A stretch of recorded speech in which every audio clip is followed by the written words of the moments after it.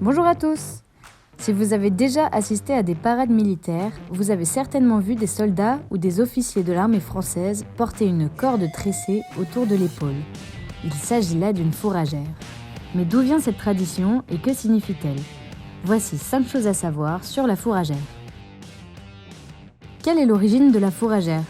Il existe plusieurs histoires autour de son origine, mais son nom apparaît au XVIIIe siècle et désigne un cordon de coiffure. Sur cette anecdote, ce cordon permettait aux cavaliers, pouvant se trouver décoiffés en pleine action, de récupérer sa coiffe sans descendre de son cheval. C'est la longueur particulière de cette corde dans la cavalerie qui lui a donné son nom de fourragère, par analogie à la corde servant à attacher le fourrage sur un cheval. Une seconde anecdote raconte qu'à la fin du XVIe siècle, le duc d'Albe, alors gouverneur des Pays-Bas, se plaint d'un corps de flamand. Il décide que toutes les fautes commises par ce corps soient punies de pendaison. Pour montrer qu'ils ne craignent rien, les Flamands portent alors sur l'épaule une corde et un clou pour rendre plus facile l'exécution de l'ordre.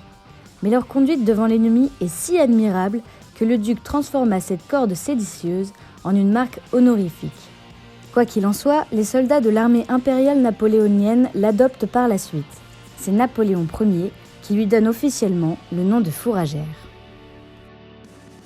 Supprimée en 1870, elle réapparaît durant la Grande Guerre. La fourragère est remise aux jeunes recrues lors d'une prise d'armes dite de remise de la fourragère. Le ministre de la Guerre a tout d'abord précisé que son port est une récompense collective destinée à honorer l'unité plus que l'individu. En 1924, André Maginot, ministre de la Guerre, institutionnalise sa remise. Elle sera remise lors de la présentation au drapeau et il sera rappelé la valeur exceptionnelle de cet insigne. La fourragère se présente sous sa forme originelle comme une tresse de coton de 6 mm se terminant par un nœud à 4 tours et un ferret. Le trèfle actuel apparaît à la fin de la Première Guerre mondiale avant de se populariser dans les années 30. Pour distinguer les nombreuses campagnes, des olives aux couleurs des rubans des médailles militaires sont créées après 1945. Elles sont adjointes à la fourragère. Elles signalent ainsi les unités les plus distinguées. Il existe une fourragère aux couleurs de l'Ordre de la Libération. En 1996, le président de la République crée une fourragère aux couleurs de l'Ordre de la Libération destinée à perpétuer le souvenir des épisodes glorieux des régiments ayant participé à la libération. La fourragère se compose d'un cordon rond partiellement natté à 3 brins, terminé par un nœud et un ferret noir pour marquer le deuil de la France des fêtes de 1940 et l'occupation, et verte pour symboliser l'espoir. Une nouvelle fourragère fait son apparition en 2011.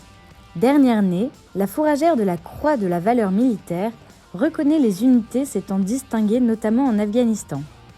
Elle récompense les formations ayant obtenu au moins 2 citations à l'ordre de l'armée au titre des actions d'éclat accomplies au cours d'opérations de combat, de sécurité ou de maintien de l'ordre effectués sur les différents théâtres d'opérations extérieures. Le 16 avril 2012, le 17e régiment du génie parachutiste de Montauban devient la première unité à être récompensée par ce nouvel insigne. Et voilà, vous en savez maintenant un peu plus sur la fourragère. N'hésitez pas à nous dire en commentaire ce que vous en avez pensé et dites-nous sur quel sujet vous souhaitez en savoir plus la prochaine fois. Et si vous ne voulez rien rater, abonnez-vous à notre chaîne.